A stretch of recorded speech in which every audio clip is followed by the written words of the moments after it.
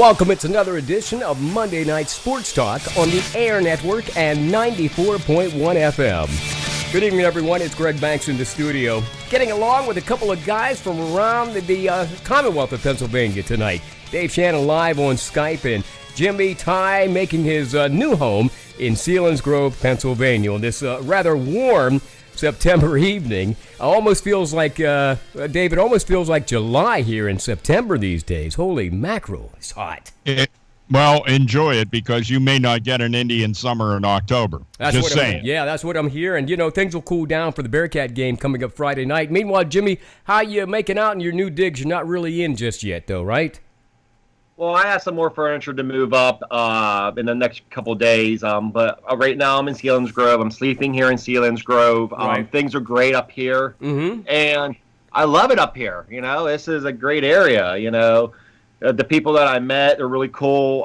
So it's just awesome. So I'm glad you're looking forward to it as he moves from Hamburg Center to working in the Selinsgrove area. It is Monday Night Sports Talk. By the way, if you would like to weigh in about anything that happened over the weekend, give us a call now, 814-506-0609. The phone lines are open, 814-506-0609. We get together with the guys on Monday nights from 7 to 8 live.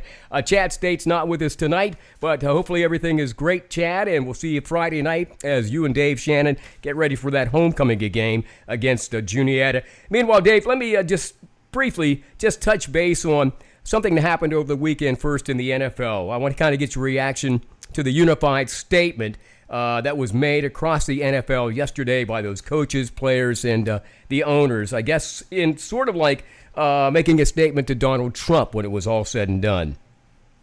Well, the bottom line is getting some bounce back from you, Greg. I don't know where that may be coming from. But anyway, the bottom line is that the government is the government and they take care of government things. And most people use the NFL as an escape on the weekends. And we really don't need to have that, clouded.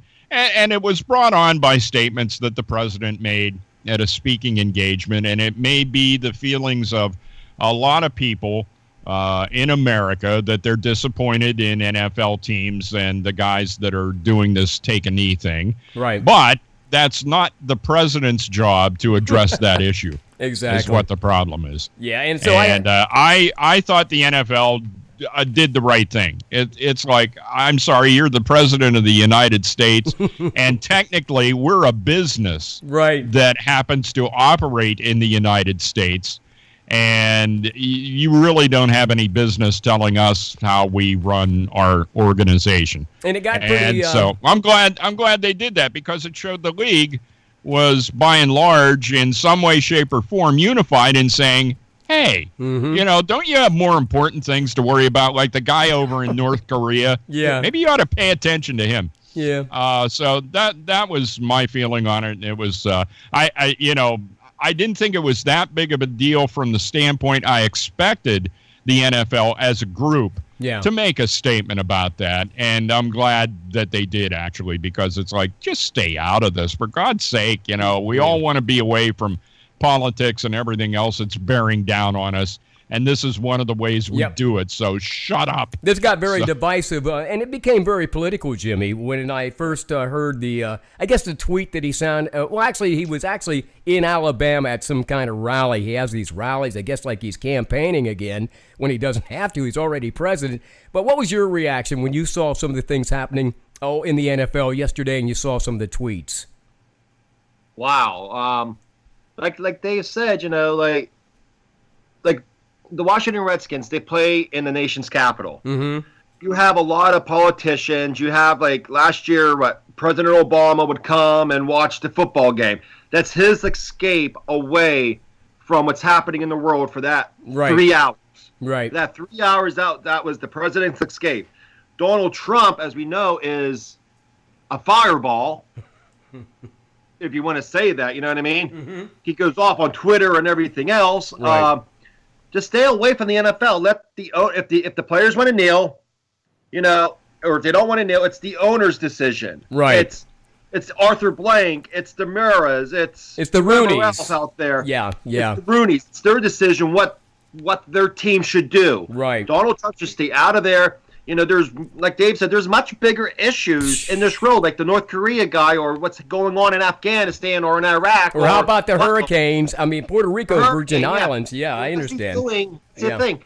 What is he doing for the victims in Houston? Yeah, exactly. What is he doing for the victims in Naples, Florida, or in Key West, Florida? Nothing. Instead, he's blabbing his mouth about SOB. Mm-hmm. These NFL players are kneeling. They should be fired. Right. It's Monday Night Sports Talk here. We're not going to try to get in. Yeah, we're not going to try to get into this long. I think it's right. They're standing together as a group, as an organization. And they certainly showed the unity yesterday. Now, the Steelers decided to stay in the tunnel, Dave. Apparently, they met on a Saturday night. The game plan was they all voted, we're going to stay in the tunnel or come out and just to stay out of the fray altogether. Because, I mentioned last week, well, why don't you just stay in the tunnel like you used to back in the 80s and 90s and then come out after the national anthem? Well, apparently the Rooneys heard me, and so they decided to stay in the tunnel, although it was Alexander Villanueva, I believe, that was outside. Alejandro. He was standing outside waiting for his captains to come out because they were going to stand right outside the tunnel, and apparently that never happened because it got kind of chaotic. Now, Tomlin's taking a lot of heat. I guess the Rooneys are taking a lot of heat. Villanueva's selling a lot of jerseys, but having said that, how do you view that whole thing? Because I guess you got both sides of the story now, and it's starting to all come out, according to the press reports. And, of course, now we're getting some of these press conferences with these players that were involved in it. Well, I think one of the things that happened that I noticed, and, Lord, I know Facebook is a way to communicate. It's all I can do to bring that up once a week. Yeah. And that's all I really care to be on that. But I happened to do that yesterday. I had missed the very beginning of the Steeler game, and they started yammering on TV about what the Steelers did. So it's like, okay, well, I'm going to go online and see what it is that the Steelers did. And then I found out. And while I was at it, I decided to take a look at Facebook. And I looked at Facebook, and people I know that have season tickets to the Steelers games were posting that they're going to burn their Steelers jerseys, and they weren't going to show up next week for the Steelers game. Right. And which, hey, that's your right. Prerogative. Yeah. I don't know that a team that, and the Pittsburgh Steelers, yes, are widely known throughout the country, but if there is one team that embodies the middle class, it is the Pittsburgh Steelers, because the old days of Pittsburgh, the steel mills and what that stood for. And so that's a team that middle America has glommed on to. And the fact of the matter is, those are the people that were disappointed in the players that were already doing this. And for the Steelers to make that big of a statement, right, ended up really somewhat, I think that was okay what they did. You know what? We don't want to be a part of this, so we're going to stay back. Yeah, exactly. Let the anthem go and then come out after it's over. Yeah. And that's actually not a bad idea at all. But they got to remember, too, who their base is, who their fan base is, right, and what those people are. And after I saw that on social media, I mean, it just lit up the people that I'm friends with that I see on my quote-unquote news feed. And why in the hell it's called a news feed, I have no idea. It's people just talking about things they do. So it's not news. Yeah. It's just people talking about things, okay? But a news feed makes more sense than the people talking about things feed. But the bottom line is they pissed a lot of people off who are Steelers fans. And I have not seen a universal reaction like that from the people that are in my quote-unquote news feed that said, that's it. I'm disowning the Steelers. I'll take their tickets, though. Hey, listen, if you're one of those people that are upset, please send your tickets. I'll give you my address before the show's over. Jimmy, your thoughts on the whole thing and how I'm sure the Rooneys had a part of this, and they probably just wanted to stay out of the fray. And as Mike Tomlin said, hey, listen, that's your BS, he said. That's not ours. We're here to play football games. What you're feeling? Look at the teams that kneeled. Last night I was watching the Raiders-Redskins game on NBC. And locking arms, yep. Redskins locked the arms. One or two players for the Redskins, they kneeled. But if you look at the Raiders, their whole team sat on the bench. Right. and what happened to them? They got smoked by the Redskins. Well, speaking of which, Redskins. and I saw this on the news feeds too, Dave. After the Steelers got beat, it was like, well, you deserve that. That's what you deserve. Oh, yeah. No, I saw a lot of people refer to that as karma. Yeah, karma. Here's the deal. I think when you get right down to it, the Steelers did lose to the Bears yesterday in overtime, 23-17. Jimmy, do you have any fear that the Steelers have lost this step, or you think maybe for a second they were distracted and they took their eye off the ball and that's why they lost? It was distraction. Look what happened. They had their team meeting last night at 10:30. Not last night. I'm sorry. Saturday night at 10:30. Mm-hmm. You know, a lot of players probably were restless in bed, not able to sleep. Even Ben said that he wasn't able to sleep because of the decision. Right. You know, I don't think Pittsburgh lost their edge. I just honestly believe with the chaos before the game, what's happening during the game, everything with all that, they just lost focus during them 3 hours. Yeah. They'll be fine heading into Baltimore this Sunday. Everything will be great, and we'll be back to Steeler football, and everything will be good. Dave, does something like this have a tendency, like Jimmy said, like where Ben had to stay up? I'm sure some of the players stayed up at night wondering if they made the right decision, but does obviously that have an effect on them, especially when you're playing the Bears? And I pretty much thought they could handle the Bears, so I didn't even watch the game yesterday. You ever think about this? The Steelers aren't as good as a lot of people think they are. I'm just going to throw that out there. Okay, I mean, you know, the big talk in the preseason was the best offense in the NFL, an all-world offense. Well, let me tell you, there's two things going on with that football team. A, Le'Veon Bell can't run to save his rear end. Okay. And whether that's a byproduct of him not showing up in training camp or his teammates saying, screw you, we had to put in the hard work. We're not just going to, block for you because we were here putting in the hard work while you were doing whatever the hell it was you were doing. So whatever that is, he can't run, and Ben Roethlisberger can't complete a pass to save his butt. And that has nothing to do with what's going on, whether you stand for national anthems or whatever the hell it is you do. I think Did they lost you ever this step. think that the football team just isn't that good? Well, I'm thinking that they probably have lost this step. Jimmy, your feelings on this? Because yesterday, got to be quite honest, the Cubs, or I should say the Bears showed up, and they had a huge surprise in their running game. Glennon really didn't do much for all intents and purposes, and Ben was sacked throughout most of the afternoon. Jordan Howard, he was a fantasy sleeper, man. Everybody last year, I should say, he was a fantasy sleeper last year. Right. And he went in around the second or maybe third round in most fantasy drafts because he was a Chicago Bear. Okay. Yeah. He's one of them players. He's not like a Melvin Gordon where everybody knows who he is, or an Adrian Peterson, or a player that caliber. It's Jordan Howard, Chicago Bears. Who cares about the Bears? Steelers didn't really play up to their potentials to stop the run, and Jordan Howard ran all over them. Well, listen, we have a little sound here for those of you out there listening to Monday Night Sports Talk, and you can call in 814-506-0609. That's 814-506-0609. Greg Banks in the studio, Dave Shannon in Altoona, and Jimmy Ty tonight in Selinsgrove. They didn't make any mistakes, or they didn't make any, excuses, guys. They really, truly, and I'm talking about Coach Mike Tomlin and Ben Roethlisberger, truly felt like they just gave away that game, and here's what they had to say.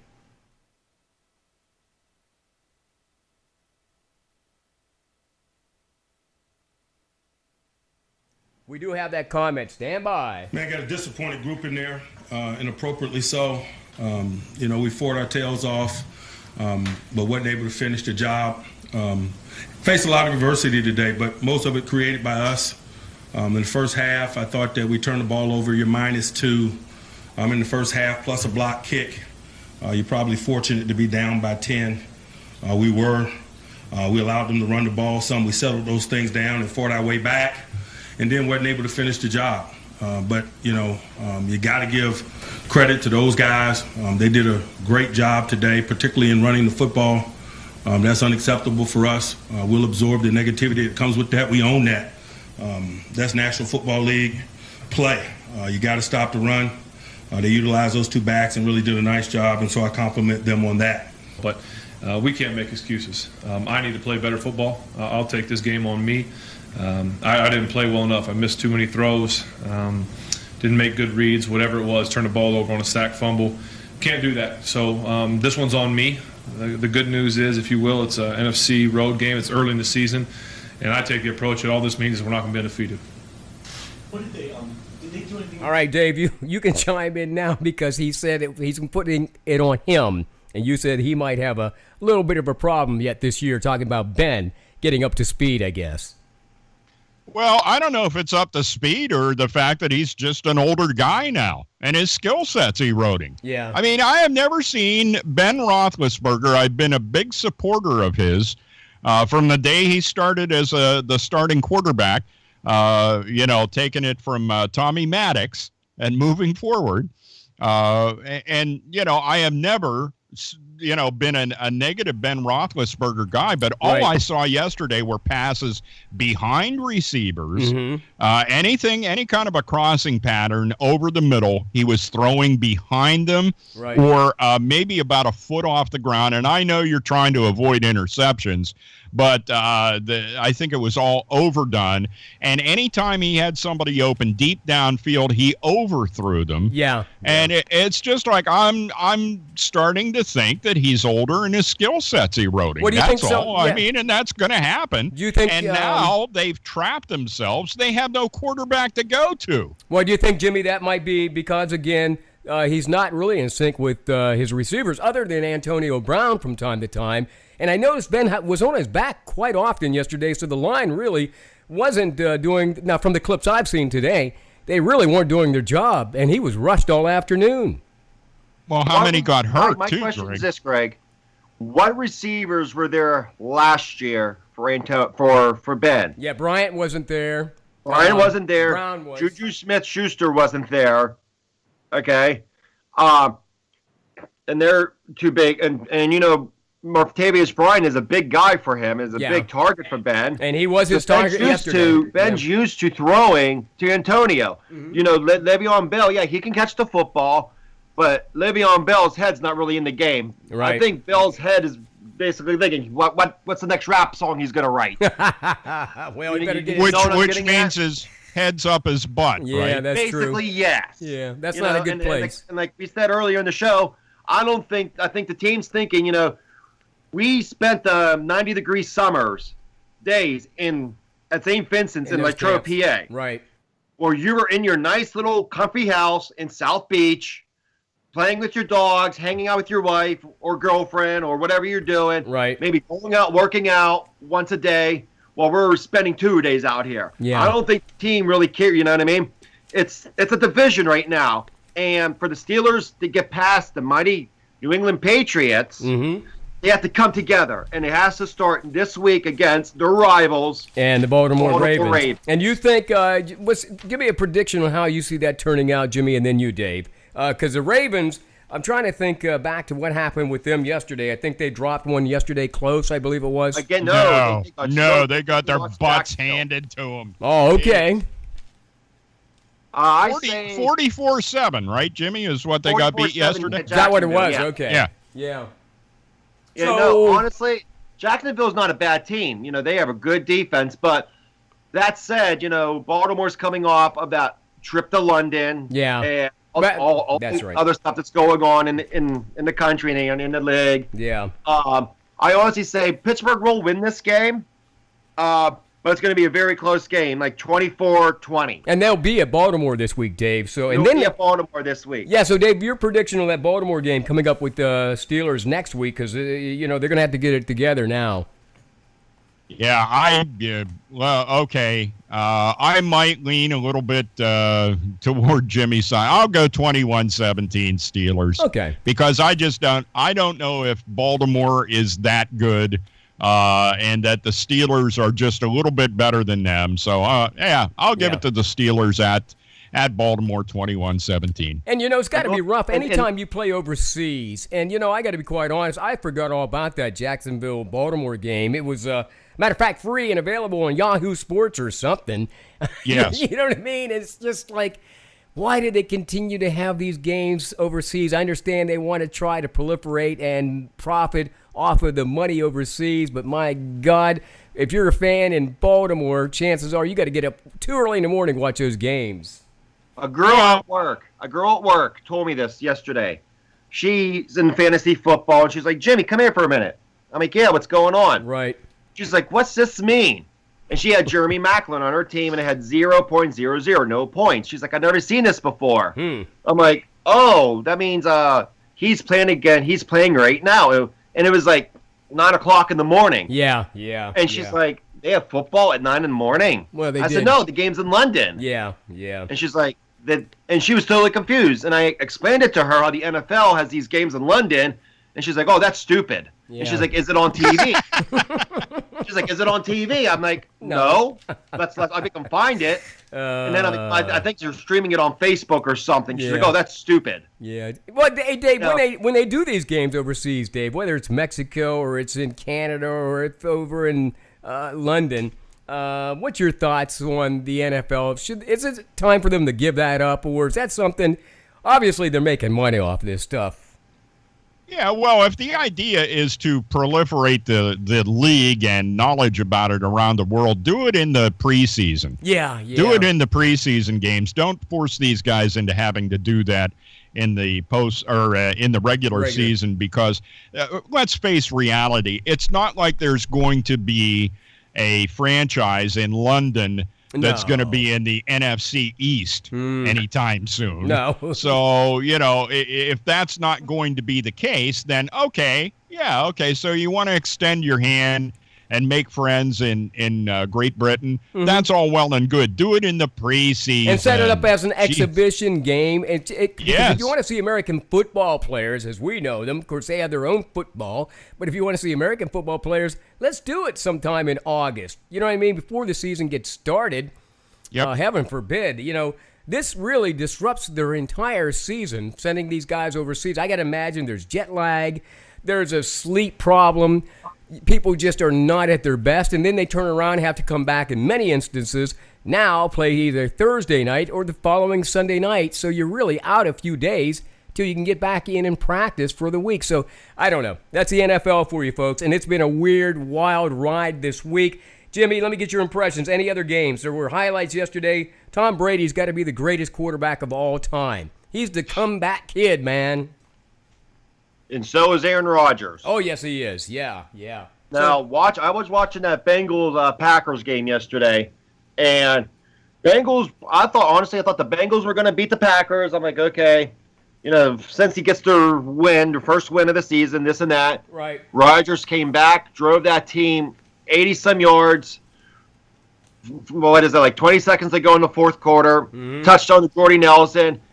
Bengals got the ball in overtime first. Right. Packers stopped them. Rodgers came back. Nice throw to Allen.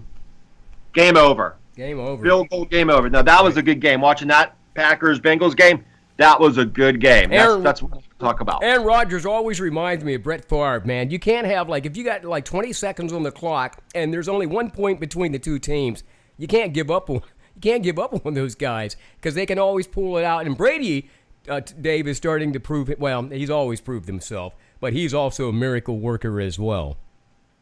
Well, there's no doubt. I would have liked to have maybe seen that game, but of course you can't because it's on the same time the Steelers are on. Right. I would have the other game that I would have liked to have seen was the Detroit game. That was a heck of a game that we didn't get to watch. Yeah. And that one came down. Those were the good games. The Sunday night game was horrible. And they keep talking about, well, why aren't people watching the NFL? Yeah. And whatever you want to say the reasons are, some of it is because the football just really isn't that entertaining as it used to be for this league that supposedly wanted to develop parity between all the teams. They have something that's not quite parody anymore. It's just kind of ugly what's going on. Now, the one thing Jimmy had brought up, the Green Bay Bengals game, and the thing that I wanted to, the reason I ended up watching that game from, I was doing some other things at the time, but I'd pop in, was I wanted to hear Tony Romo. And doing television with Tony Romo, and it was a hoot because the kid, he's like a kid, you know. It's like, the other thing is, he's like a kid with a lot of knowledge. He is so excited about the game and the plays, and he's got that enthusiasm. And it's like, Jim Nance is just the other part of the broadcast. You don't even know Jim Nance is there. Because he's so fresh. It's the Tony Romo show. Yeah, he's so fresh. He's a newbie that he has that energy now. You know what I mean? Last year we heard Phil Simms. Well, Packers, Jim, are going to do this. And, I talked to this guy. And, Tony Romo's like, all right, right now they have a 3-4 defense in. Watch for the receiver to go a slant route. He's going to have a slant route. He's telling you exactly what's going to happen in the game. Yeah. And it's like awesome. And he's excited. He's excited about it. And I think that's because he's just newly from the game. You know what I'm saying? You'll find that for the first couple of years as they begin their tenure in broadcasting, Sims and the rest of those guys who left the NFL obviously have that same kind of energy once they hit the broadcast booth, but it changes with time. Hey, let me ask you this, guys. At this point, I guess it's too early to call it, but the Cards and the Cowboys, well, it's not too early. They play tonight, Monday Night Football. Dave, your prediction, and then Jimmy's.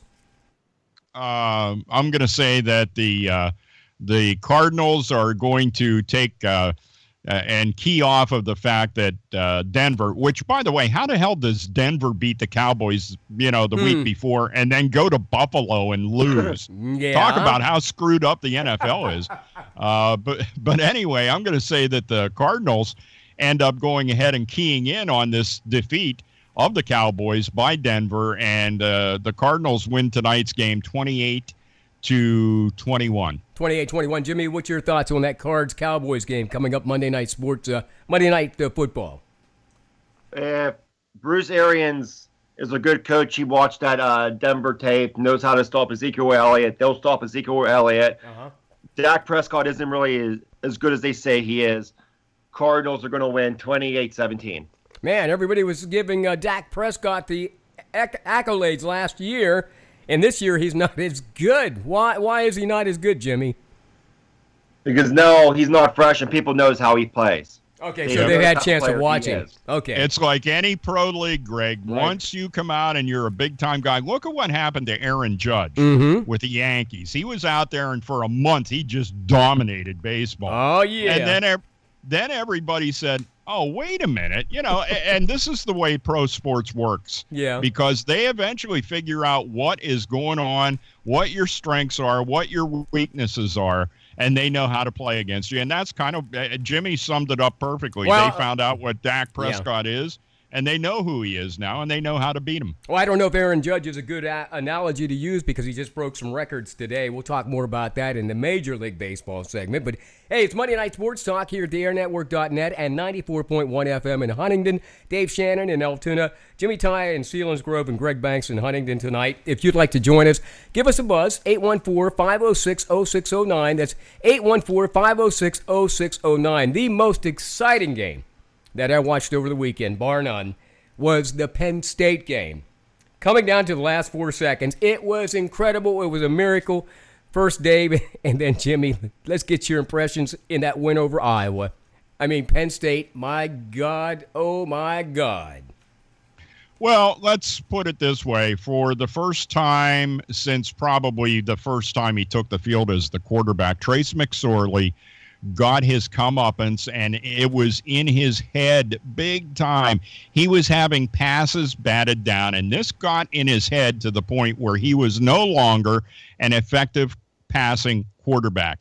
And you say, well, he took him on the winning drive. Here's the difference between him in the game where you have time to think about what just happened, and you're in a 2-minute drill where you have a set number of plays and a limited amount of time to get down the field. You don't have time to think about whether that guy batted down your pass, 3 plays ago or whatever happened to you. It's just all reaction. And McSorley, was left to his own talents and his abilities in that 2-minute drill at the end of the game. And by God, the kid is good. The kid's good. And he's just got to learn to keep things out of his head because things will go wrong. He had a heck of a run of pretty much having it his way. Going back to the Big Ten championship game back into the end of last season, the Rose Bowl, and the first games this year, he just rolling over people. And suddenly it wasn't that easy anymore. So here's the good news for Penn State fans. You got that game out of the way now. Better than it happened against Iowa, where you can actually come from behind and win that thing in dramatic fashion, a walk-off touchdown, if you will. Better than it happened against Iowa than against Michigan or Ohio State. Mm-hmm. Now you know what it's like to be contained. So where do you go from here? So we'll see. I think it's a good learning thing for Trace McSorley and the team as a whole. One thing I was very impressed with was, and people have talked about this, and I don't know that we have necessarily on this show talked about Penn State's defense. They're good. Oh, yeah. They are really good. Jimmy, what's your take on Saquon Barkley now? Do you feel he's a confident Heisman candidate? Well, when I talked to you earlier today, I told you he's going to go to New York City. Yeah, he'll be there. He'll be in New York City. I don't want Penn State fans to come to Selinsgrove and burn my house down. We wouldn't make the trip to do that. We'd send somebody. Come on, we're Penn State. But I don't really think Saquon will win the Heisman. It'll probably go to it usually goes to a quarterback. Right. If you look at the history, it's probably going to go to Baker Mayfield of Oklahoma. Yeah. Well, it's early. It's early yet because the announcers even said. But the thing is about Saquon Barkley. Right. He's a good player. Very good. He's an excellent player. Came out of Whitehall High School up here in Allentown area where I used to live at. He's a good player. I remember him vividly from my days covering him up at Blue Ridge News 13. Yeah, but do you remember him on Saturday night when he stopped on a dime, Jimmy? No. And pivoted. No, he wasn't like that then. Oh, the guy was unreal. Saquon, he did good against Iowa. Yes. All right. He and did good against Pitt and against Georgia State or North Georgia, whatever that college is. Georgia State. Okay. Yeah. How is he going to do against big-time components? Oh, like Northwestern, like maybe Wisconsin, Ohio State. Okay. If he could do good against them. Right. Hey, listen. He will. Yeah, and I think he will, too. I think he'll be up for those challenges because the deeper they get into the season and the Big Ten opponents and, of course, the national prominent football teams, he will emerge. Now, let me ask you this, Dave. As we looked at the standings this week, they're at number 4. Do you think they're necessitated any change? Like, could they have leapfrogged somebody somehow and maybe gotten into number Penn 3 State? this week? Yeah. No absolutely not. Okay. You do not get into a game with Iowa, and not to discredit Iowa, right? But you don't get in a game against them and have that tough of a game and expect to do anything in the standings. I actually thought they may drop a bit because my attitude was USC is way higher rated than what they should be. Yeah. At this point, I don't think they're as good as where they're rated. That Texas game to me was a glaring example, and until the latter parts of the game, they really didn't handle UCLA, that easily. So no, number 4 is I actually thought they may drop, because of the fact that they had a tough time against Iowa. I'm happy where they're at, Jimmy, at this point because I just can't imagine them being number 1 or number 2 until we get closer to the end of the season. And they would have had to actually play somebody by that time, like, let's say Ohio State or Wisconsin or somebody. That's going to be a trap game. Yeah, it is. That's a trap game because if you think about it, last year Ohio State went in Penn State, went into State College, and they were undefeated. Yep. That was the game that turned everything around in the Big Ten. Yeah. That's when Penn State went on this run that they're still on right now. Yeah. Ohio State sort of dropped a little. Now Penn State's going into Ohio State. The Buckeyes have that game circled. Like, you know what? You screwed up our season to go to the national championship and to run the table. Yeah. We're going to do the same thing to you, Penn State. Watch out for that game in 2 weeks from now. Ohio State, Penn State in Columbus. That's going to be a huge game for who's going to win the Big Ten. And I'm looking forward to that State one. Isn't that good. Yeah. Michigan isn't that good. And Wisconsin isn't that good. Right. Whoever wins the Penn State-Ohio State game is going to win the Big Ten. And you heard it from Jimmy Ty here on Monday Night Sports Talk. It's Greg Banks in the studio, Dave Shannon in Altoona. And it will be Jimmy Ohio Ty. State. Okay, Jimmy Ty in Sealing. Hey, real quick, Jimmy, what's the problem here? Pitt, man. That's all I can say. I can't even breathe.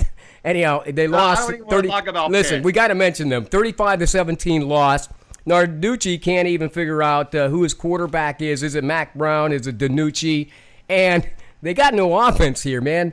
Where do you see their season going real quick so we can just wrap up and say something about Pitt? The toilet bowl. Okay. As everybody knows, I'm a huge Pitt fan. But and you know this season was going to go down the drain whenever you go into overtime against Youngstown State. Yeah. It's okay. Youngstown State. You lose, you get destroyed by Oklahoma State. You lose to Penn State. Okay? Yep. They're two good teams. And then you play Georgia Tech. Yeah. The same caliber as you are. Well, here Georgia again. Tech. And you lose to Georgia Tech. Yeah. Pitt season's not going to do good. The only two things they have going for them is Quadri Henderson, number 10. Okay? Yep. And the running back, what's his name? Well, I don't know. I'll have to look it up. Because I tried to watch that game the other day. Yeah. And I got to be quite honest, I lost all kinds of attention during that game. I was distracted by too many other things on too many other channels. Dave, I will read this quote. This is from their quarterback, Danucci. He says, "The first drive was good. Then the defense got a turnover, and we couldn't capitalize. That would have been nice to get those points there. But then he turned around and threw the defense under the bus after he gave him some credit and said, those guys couldn't stop anybody." Do you think this kid will be quarterback, or at least the backup quarterback, very long with statements like that?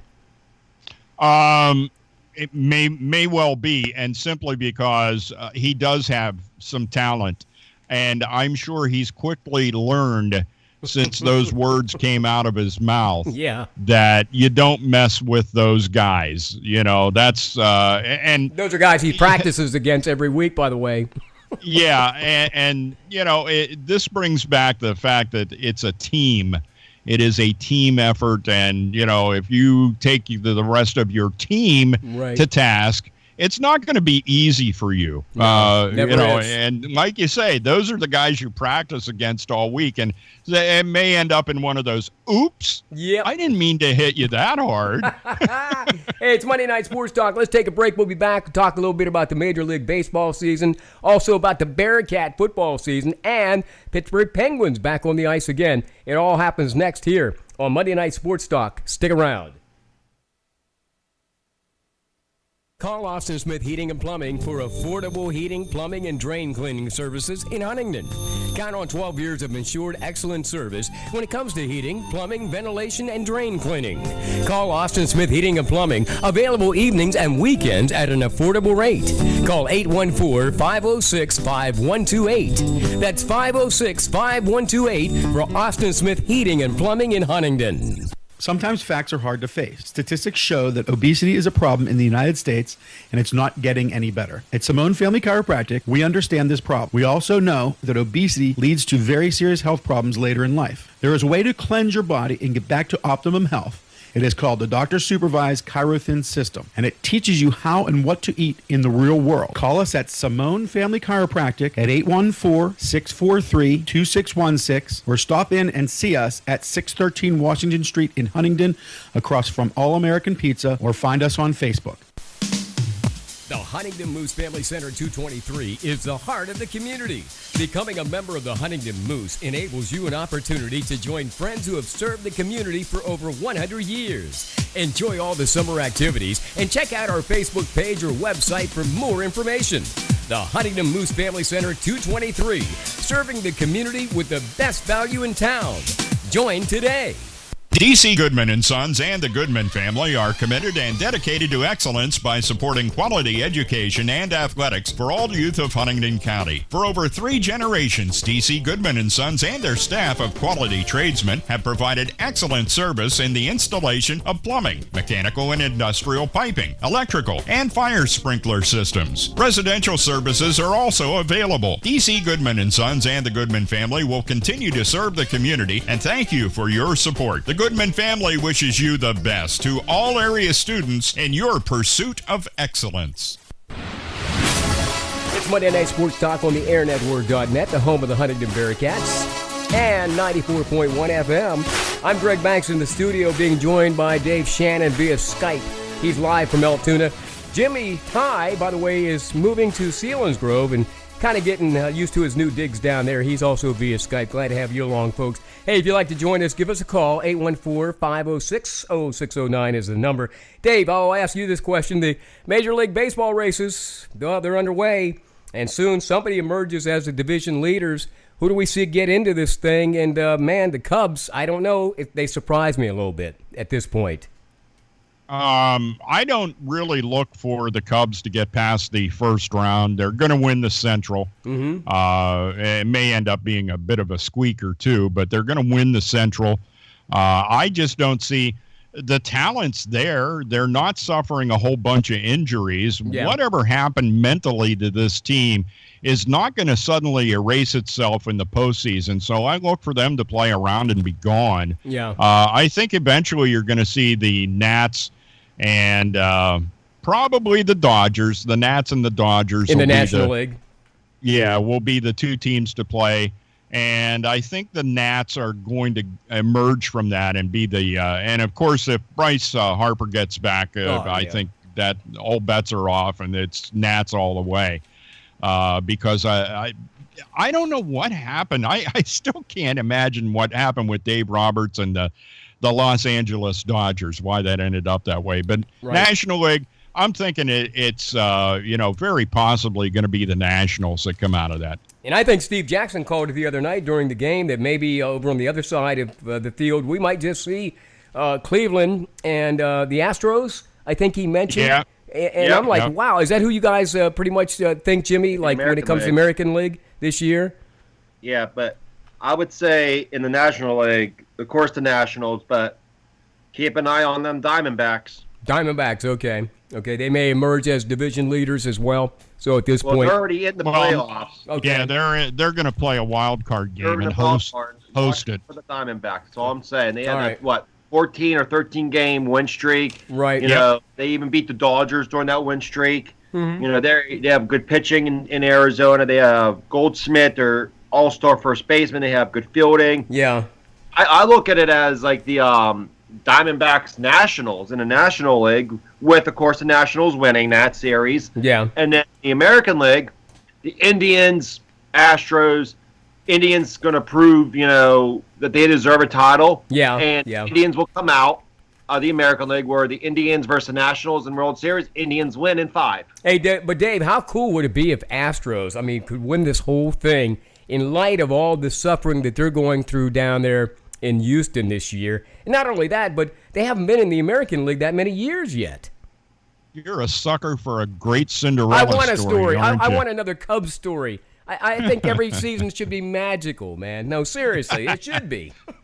Well, it certainly would be if Houston were able to emerge out of the playoffs and end up being the World Series winner. The Cinderella. They have the potential to do that. Yeah. But I do think that Cleveland, having been there and still having a very, very talented. I wish I could build a team around Francisco Lindor. What a player. What a player. But, you look at their pitching staff. Their pitching staff is every bit as good as it was a year ago when they, took the Cubs, to the brink. They saw it, And here's one other thing that I think is, here's one of the reasons why play has continued at the level that it has here late in the season, because you find a lot of the times at the end of the season, the teams in contention end up benching their regulars. They don't want them hurt, that kind of thing. toward the end of the season, and they want to take a look at what's in the minor leagues. But finally, Major League Baseball got to a position where they should have been years ago, where the winning record is going to determine who has the best record in baseball, determines who has home field for the World Series, as opposed to some other idiotic thing like, the All-Star game. That was absurd. Have you all but forgotten the Pirates? Pretty much, because I know you rag on them whenever we do the football games. You don't want to hear that score at all. I mean, you're pretty much done with the Pirates this season. Well, I don't, because it's not really relevant to a lot of people, and I don't know how many Pirates fans, Oh, there's a lot of us down here in Huntington. It's like slapping these people in the face. No, I don't know how many Pirates fans are still even engaged with what this team is doing. I mean, they know it's been over a long time, and, we've seen a lot of their minor league guys coming up, and we're getting to see them again, and, it is what it is, and it's not really...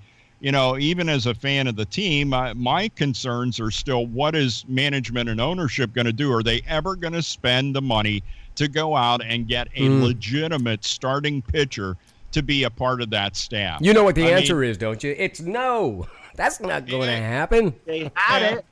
No, until they sell the team. Yeah. And I can guarantee you whoever would buy the team would definitely look at that and say, yeah, we're going to spend this money to get this starting pitcher because he's available in free agency, and I want that guy no matter what it takes. So from that standpoint, that's where I am as far as the Pirates go. Yeah. I've watched a couple of innings here and there, but it's not like I'm going to sit here and watch a whole game. I may even just tune in to see a batter. I've been impressed with, Max Moroff is a guy that wasn't even on anybody's radar when it came to the Pirates, but the kid's done a nice job.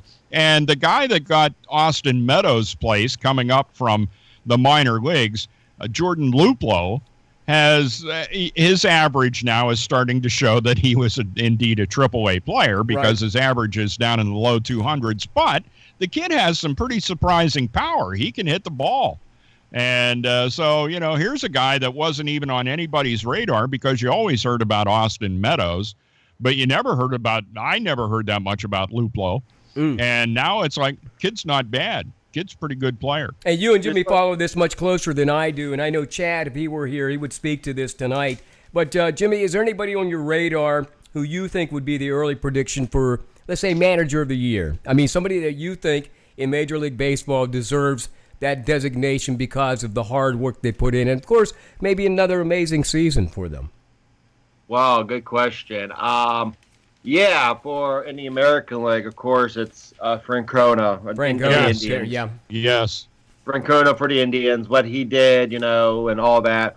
National League, I would say, who's that? Is it Dusty Baker? Is he with the Nationals? Yeah, with the I would Nationals. say Dusty Baker for after Bryce Harper got injured, that team could have collapsed. Yeah.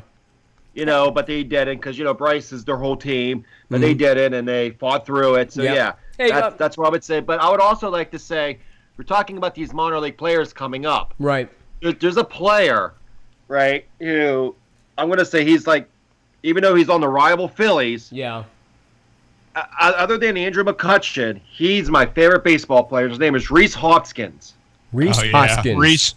Rhys really lit him up. Phillies. And the reason why, when he played in the league, when he played for Lehigh Valley back in May, the Lehigh Valley Iron Pigs, my daughter and I went up to a game, and he wasn't signing autographs to nobody. He saw my daughter, walked over, signed her baseball. And now he's your favorite player and Lucy's favorite player. Baseball. These other guys are like, hey, can we get your autograph? He walked away from them. He turned around and he goes, I'm only signing for this little girl. Yeah. Hey, well, let me ask you this. He has 20 home runs in like 34 games. Rhys Hoskins. That's a baseball player. And he's with... And he's now with Philadelphia, I take it. Okay, hey, let me ask you this, Dave, real quick. Aaron Judge, today, I believe he broke the record for rookie home runs. I think it was 50 and 51. Was it 50, Jimmy? 50. Yeah, Mark McGwire was the guy that set that record way back when. It seems like way back when. This Judge kid, is he now the future? Like, is he the next Mike Trout? Is he the next... No. Okay, no. So tell me about this kid Aaron Judge, because, I mean, Is this just a one-and-done situation, or do you believe he really has the sustaining power? I think he's a better version of Pedro Alvarez. Oh, okay. I mean, he's a better version of Alvarez because his average, unless somebody really works with him hard, right? He got to a point where, he's got all these home runs and everything. Look at his strikeouts, the amount of strikeouts that he's had. And the fact that he's able to generate that many homers makes him Pedro Alvarez only better. And I'm sorry, Aaron. I don't mean to downplay. No, because if I'm not mistaken, McGuire. Aaron Judge is a much better fielder than Pedro Alvarez ever hoped to be. Yeah. So, but what you're going to get, unless somebody's able to really work with him and improve over the offseason, he's going to be one of these guys that's going to average like 250 and, but he's going to give you a ton of home runs. Yeah, I remember McGuire, though. He was a strikeout king at one time, too. I mean, you know what? He either knocked you out of the ballpark or he struck out. I mean, there was no in between. That's kind of where Judge early on. It's early. It's let's face it, it's kid's first year. What is he, 19, 20? Yeah, something like that. So, to be young like that again, Dave. Hey, speaking of young, let's move on. Huntington Bearcats now moving on to perhaps 6-0, coming up on Friday night, taking on Juniata in the homecoming game. Over the weekend, of course, you got a chance to be there with Chad States doing the live game against Penns Valley, and you got to see history being broken by Ian Border. Just talk about that team a little bit, and is there a chance, and I hate to jinx them, but, man, I think there's only one team standing in their way, and you see if you agree with me on this, but what do you think about those Bearcats? Well, it's just amazing to watch the athletic ability that's on display with that team. And enjoy it while it's there, because we all know how high schools go, except for the parochial schools that can go out and recruit. Right. And the bottom line is that you're going to get a team like this, and you're going to have a bunch of guys come together and enjoy it while it's there, because 3 years from now, you might be lucky to win 2 or 3 games. I'm not saying that's going to happen to Huntington, but, that's the way it sometimes does happen with high school. Kids get old, they go away. Yeah. These kids have been together for a while, and you have some very athletic kids. Ian Border is just unbelievable. He's one of those guys. Watching Bartley on Saturday. Oh, yeah. He's one of those guys that once he gets to where the linebackers are on the field normally. Yeah. There's this second gear that he hits and just absolutely pulls away from them. And this is the same kind of thing that Ian Border does. He will be going along and, he's gaining yards and he's up about 8 yards. And when he's about 10 yards beyond the line of scrimmage, he takes off. He can hit. He hits that gear and he is just gone. So from that standpoint, he is definitely somewhat like Saquon Barkley in the way that he runs. So, hey, what a treat to see that. Andrew Hootie at quarterback just he's the glue that holds the team together. And then you got Jonathan Price as the receiver. He's that kid's about to break some records too. Yeah, Coach Hootie put in the reserves early on in that game, by the way. Jimmy, I know you're not familiar with Huntington, but this year they're now 5-0 in the season, and they'll take on Juniata in homecoming on Friday. You'll hear that game here, by the way, live on the airnetwork.net and 94.1 FM as Dave Shannon and Chad States brings you the pregame at 6:45, followed by kickoff at 7 o'clock. Hey, Jimmy, and you might want to touch on this because we probably talked about it last week. And I've been trying to get people to call in and maybe go on the air with this. But BG looks like they're on their way to another state title. And, again, the argument has been when you're a single A team like that, able to bring in kids from your area in the diocese, which probably reaches from Cambria County over to State College. It's a pretty good deal when you can call these kids up and sort of like, I hate to call it recruiting, but it's almost like recruiting, huh, in high school. Yeah, it's the high school version of recruiting. What do you think about maybe teams like BG? Oh, at one time, what was the other bishop up there, Dave, up in the Carroll? Yeah, Bishop Carroll. Yeah, Bishop McCourt and Bishop Carroll. Do you think these teams ought to be playing up maybe one or two more? For instance, if you're a double A or single A team, you should AAA football? I mean, what do you think, Jimmy? Look at the players that the schools that, for instance, back home in Johnstown, we have Right. Bishop McCourt. McCourt's a good example, and Carroll used to Bishop be that McCourt. way. Yeah. Okay. Look at the players that came out of that program compared to the players that came out of programs of like Richland, Yeah, Johnstown, Right. Carnival Valley. Mm-hmm. Okay, how many players from them schools, from them three schools alone, Went to the NFL or D1 went to the schools. NFL, Yep. went to major college, Right. compared to the players that came out of Bishop McCourt that went to the NFL and that went to major colleges. I agree. Does that make sense? So Yeah. you have schools like Bishop McCourt. Right. They can get kids from Wimber. Right. Wimber is in Somerset County. Nanny Glow, they can get them from here in They can get Huntington. kids from Nanny Glow. Yeah. We have a kid in Huntington here now playing for Bishop Guilfoyle. And plus, Dave, I think there's a state college now has a Catholic school too, Remember I believe. the kid? Remember St. John's, yeah. St. John's. Remember a couple years ago? Or Joe's. I'm sorry, St. Joe's. Yeah. A couple years ago, when I was working at Charter Communications, Atlantic Broadband, Mhm. there is a kid who lives in Wimber Right.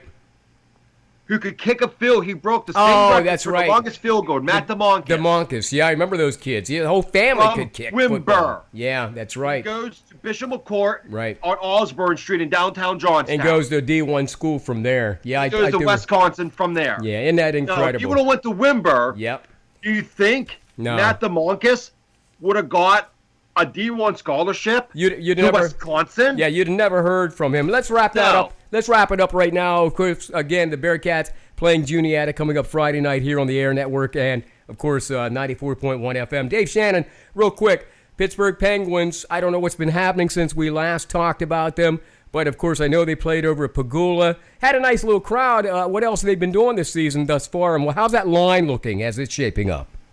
Well, they're now 2-2 on the season. They played the Kraft Hockeyville game last night in Belle Vernon at the Lemieux Ice Complex, and they lost to St. Louis by a score of 4-1.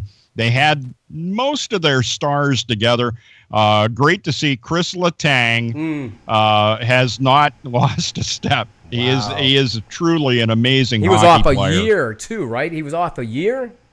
Well, no, he played for a while there into January, I think, of last year, and then he ended up leaving and ended up having the neck surgery done. Okay, yeah. And that took him out for the remainder of the season, postseason, and now he's back, and he just hasn't lost a step. He's pretty darn good, and so those guys were out there last night. You had Lemieux. You had Crosby, we wish. Malkin. You had Phil Kessel. All the big guys were out there. And they scored a goal early, which was typical Penguins goal. Mm-hmm. But then they really never were able to get anything else together. Now they're playing right now as we're recording and doing live Monday Night Sports Talk, and they're losing to Detroit. But they have none of those guys are on the ice in Detroit. Right, okay. So this is one of those games. They're coming to the end of the preseason because they actually start their regular season next Wednesday against St. Louis in Pittsburgh. And so that's how close the beginning of hockey season is. And they'll bring the big guns out for those games, I guarantee Well, you. yeah, this will all be decided. They're trying to figure out maybe where they're going to place some of these guys after the training camp part of it is over. And unfortunately for Tristan Jarry, he's going to start the season down in Scranton Wilkes-Barre. Eventually, Antti Niemi will be gone, and Tristan Jarry and Matt Murray are going to be your two goalies in Pittsburgh. Well, and look for good things, though. I think it's possible, depending on injuries and how this season plays out, I think it's possible that this team is going to be in contention for a third Stanley Cup in a row. Wouldn't that be incredible? Jimmy, hey, make sure you get invitations with our good friend over there in Johnstown so we can go get that cup this year. Will do. Let us know ahead of time so we can bring Dave with us, huh? All right. Yeah. Over to Dana Heinze's house. All right, go Pens. Hey, listen, Dave Shannon, Jimmy Ty, thank you guys for joining me on Monday Night Sports Talk. We'll do it again next Monday night. Meanwhile, Dave, have fun at that Bearcat Juniata game. Bring us home the 6th victory of the season, will you? Yeah, I think I can do that. Okay, we'd appreciate it. Hey, Jimmy, have a great night, man, down there in Selinsgrove. Get some sleep. Will do, buddy. All right, thank you guys. Welcome, and thank you for listening to Monday Night Sports Talk. See you next Monday night at 7 o'clock.